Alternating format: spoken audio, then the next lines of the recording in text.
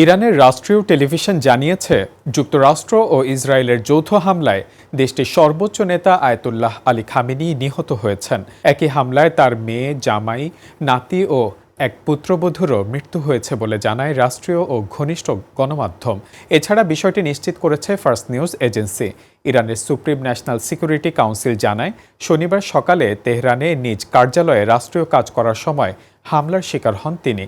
Satellite চিত্র বিশ্লেষণ করে বিবিসি লিডারশিপ কম্পাউন্ডে ব্যাপক ক্ষয়ক্ষতির তথ্য নিশ্চিত করেছে। অন্যদিকে সিবিএস নিউজ গোয়েন্দা ও সামরিক সূত্রের বরাতে জানিয়েছে, প্রায় ৪০ জন ইরানি কর্মকর্তা নিহত হয়েছেন। তাদের মধ্যে বিপ্লবী গার্ড কমান্ডার ও প্রতিরক্ষা মন্ত্রীও রয়েছেন।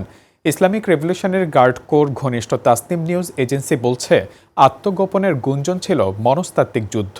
খামেনির মৃত্যুর পর অন্তর্বর্তী প্রশাসন গঠন করা হয়েছে। উত্তরসূরি নির্ধারণ করবে ধর্মীয় পরিষদ। ১৯৭৯ সালের বিপ্লবের পর রুহুল্লাহ আয়াতুল্লাহ খামেনির পর তিনিই ছিলেন দ্বিতীয় সর্বোচ্চ নেতা।